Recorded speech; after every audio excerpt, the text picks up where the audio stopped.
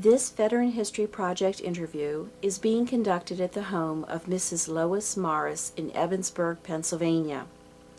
The interviewer is Mary Lou Patrick, a librarian with the Cambria County Area Community College Library. Mrs. Morris is the widow of Mr. Hugh Addison Morris, a World War II veteran. Mrs. Morris, where was your husband born and raised, and could you relate some of his family and educational background? Hugh was born in Pittsburgh, Pennsylvania,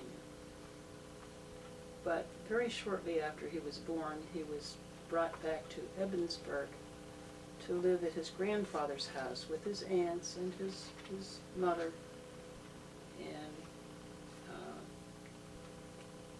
our little town of Evansburg was founded by Hugh's great-great-great-great-grandfather. So he was very proud of his Welsh heritage. He was pure Welsh.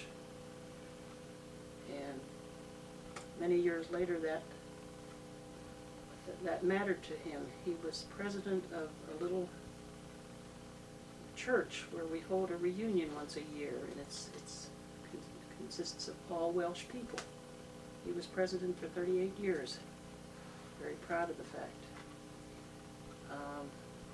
That's really how I met him, through that my musical playing for that church at the time. He and his mother and his brother, he had one older brother, the three of them moved to Ligonier for a time. He went to high school there. And then they moved to Meadville, Pennsylvania, where he attended Allegheny College. He and his brother both attended Allegheny College. His brother graduated there, but Hugh didn't quite graduate there. He made it to within weeks of graduation and decided to follow his brother's footsteps, as he always did. And his brother had joined the Navy, so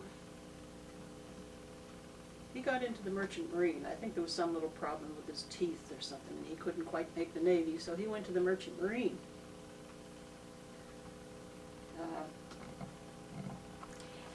He eventually ended up as a lieutenant junior grade.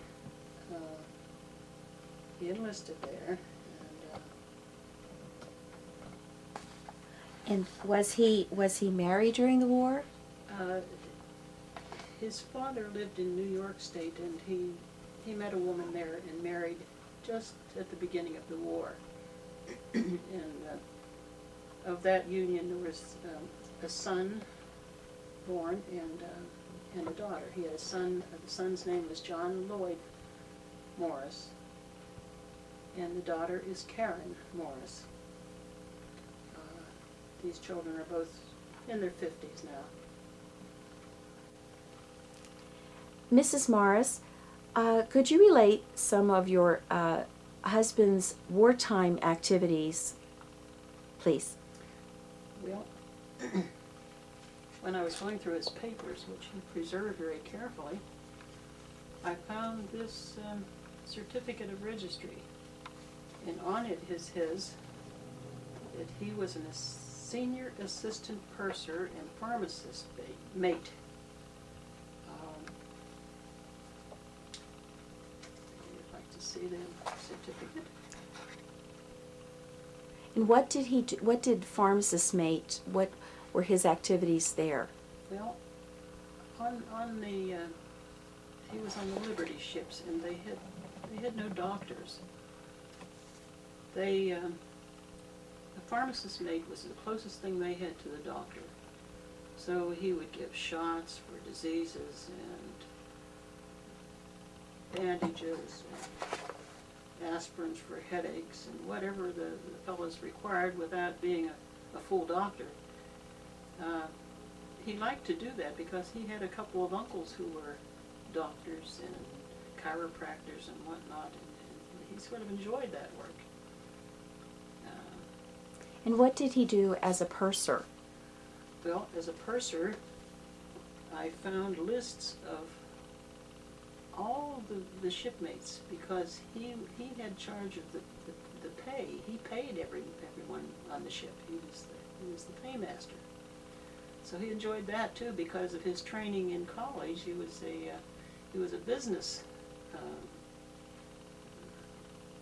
student in college, and he knew that kind of work too. So his work suited him very well. He never was a sportsman. He wouldn't have been any good at firing a gun or anything of that sort, so I think the work that they chose for him was very well. This was another certificate I found in his papers, issued by the United States Department of Commerce. It's a seaman's certificate of identification containing his picture and thumbprint. And this was very necessary when they went in and out of the ports. He was in many different ports, as I will tell you a little later. This is the wallet in which they carried it all the time. So, And did Mr. Morris have any family or friends who were in the service or doing war work? His brother was a year or two older than he was, and his brother had gone to the Navy, and his name was Walter Aubrey Morris. But when my husband Hugh was a little boy, he couldn't say Walter Aubrey. It sounded something like Bobby, and so they always called his big brother Bob. So he just passed away a year or so ago too. He died after Hugh died, and they were always competitors all their life. They were very close, but they were just competing with one another all the time. You'd think they were enemies, but they weren't. There's a really kind of a funny story about that. When Hugh's son was married recently in Bethesda, Maryland, he had taken Uncle Bob over to West Point, and Bob tripped over a curbstone, and he fell and got a crack in his hip, or his pelvis, and so he had to go to the wedding in a wheelchair. And guess who pushed him? Hugh got to push him into the church. And so we kidded him. We said, "This is the only time in your life you ever got to push your big brother around." Could you tell me, how did Mr. Morris entertain himself as a diversion from the war? Oh, not just a diversion of the war. Before and after and all his life, he just read constantly. That was his occupation. He loved to read. He was quite a historian. He did a lot of history work around here on a project about the old Beulah settlement, and he was a Civil War buff. He knew every battle of the Civil War and when it occurred. And during the war, he smoked pipes and cigars and everything, mostly pipes. Maybe I could show you a little picture about that. Well, let's start a little bit sooner than that. This is what he looked like as a seaman. And on this picture we have his father and also his grandfather. Looks like a common old seaman on this one. Then he looked more like this a little later.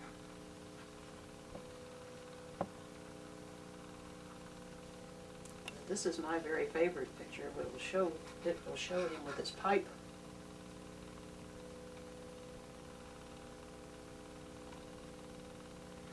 So, now where we're showing pictures, this is eventually the handsome man he turned out to be in his later years. So, well, he played cards with some of the other fellows, and he naturally wrote letters to his mother and his brother and his father. And another little funny story I might tell you that occupied his time. When they'd go into a port, the captain of the ship would invariably go have a drink somewhere. And they were always worried that the captain wouldn't get back to the ship before they start to sail again. Not sail, but I guess they use that term. The Liberty ships used steam. But before they would steam out of a port, they had to have that captain on board.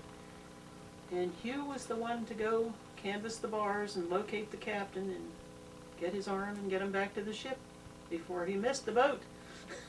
So, What exactly did the Liberty ships do during the war?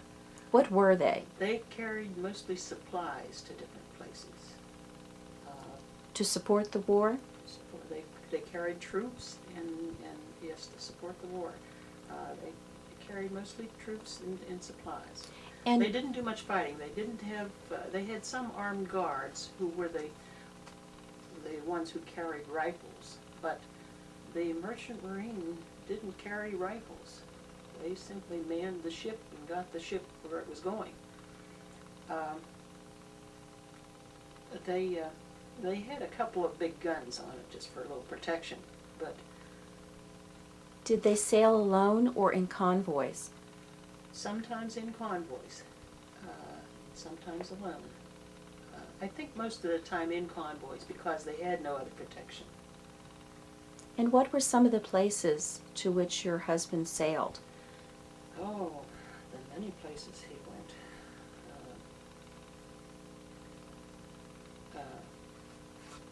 Murmansk and Archangel are the two that stand out in my mind. But he was in London, Scotland, Cape Town, and 20 different places. Did your husband, did Mr. Morris ever worry that our side might not win the war? I don't think he ever had any doubts about that. He had great confidence in the U.S. and he never mentioned anything to me that he was ever worried about that. Could you share some of your husband's most memorable experiences or stories from the war? Well,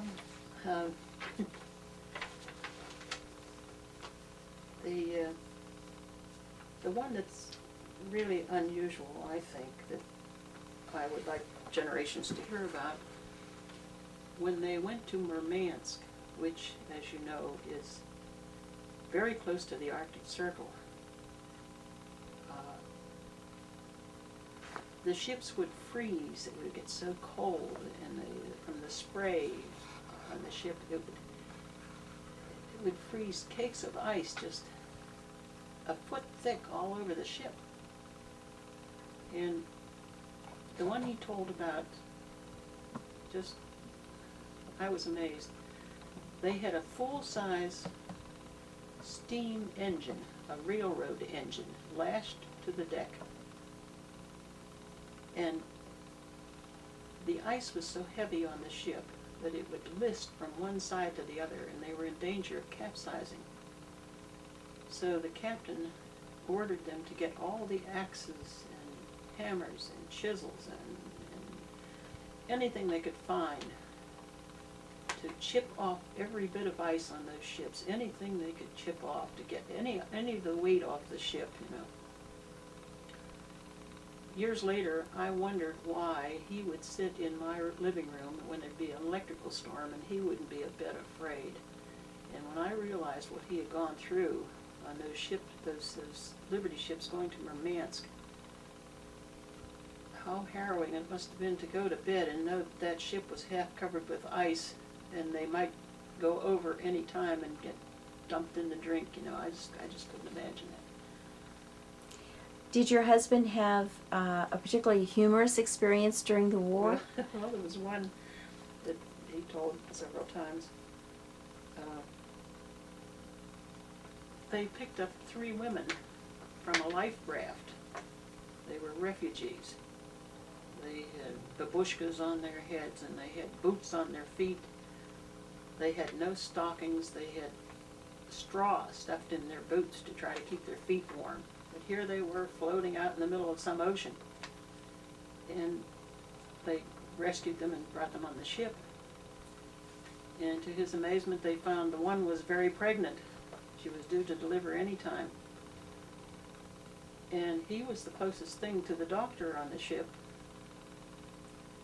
So he wasn't afraid of storms, but he was a little afraid of that experience. So he went to the ship's library and garnered all the information he could find and read everything he could gobble down to try to find out what he should do. And of course the men were having a great time with this. They would knock on his cabin door all hours of the night, and many times they came to him and say, "Okay, Doc, she's ready. Hurry up, Doc." And he'd get all dressed and hurry out, and they'd find out they were just pulling a joke on him. So, I believe you have a drawing that one of the men had made. Yes, I do. This is one that one of the men made, and on this, well, I didn't say anything. I didn't remember to tell you, he didn't have to deliver the baby. They finally got the woman to port before it happened. And on this drawing, there's a little comment that says, "Since the refugees left, business has been very bad." So he went back to giving shots and things. So here he is chasing one of the seamen. You can see his medicine chest on the one side. You can see the hypodermic needle. And I think it's a very good drawing. I don't really know who did this. One of his shipmates did. And of course, he kept this all those years. Very well done. So, After the war, did your husband, did Mr. Morris, keep the same job that he had during the war? well, no, he didn't go to being a doctor or anything. He was very good with people. He became a salesman. He was a very good salesman. He lived in Catonsville, Maryland for about 28 years. And of course, I didn't know him at that time. But he sold Dial soap, and he sold large trucks, and he sold forklifts, and then he was in the dry cleaning business at one point. So it was all people oriented. He liked working with people. When he moved back to Evansburg, it was a little difficult at that age to try to find a regular job, you know. So he went to doing projects with history and things of that sort. He was a public relations man for the local playhouse at that time. Did your husband visit any memorials or participate in any commemorations of World War II after the war? Yes, there's one outstanding one. The people of Russia were very grateful for the supplies that the Liberty ships brought up to Murmansk when the Germans were bombing there. That's where they would have taken that steam engine. And so they decided, even though it was 40 years later after the Cold War and so forth and lack of communication, they decided they should give an award to these men who risked their lives, and many lost their lives taking these ships up there. But they called the merchant marine men who were remaining, they called them to Baltimore, and they gave them this beautiful medal. He was very proud of this.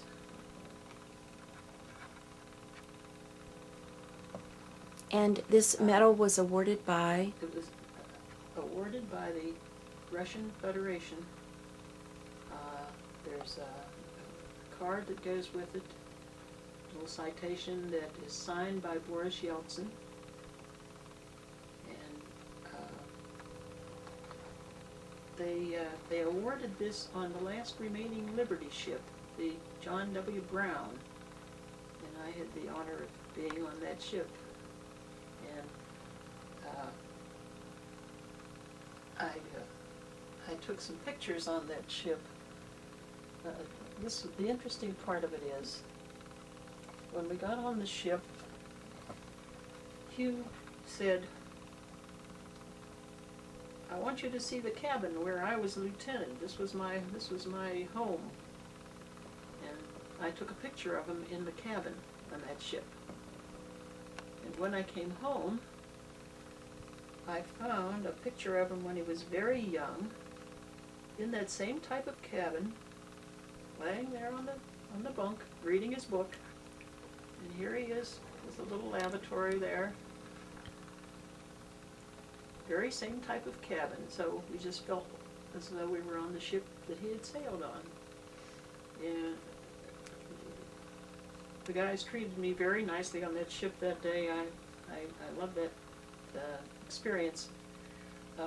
They wanted me to climb down into the bowels of the ship and see all the big boilers down there. And of course the ladder was straight down and I had on heels, and no way he was going to let me go down in there.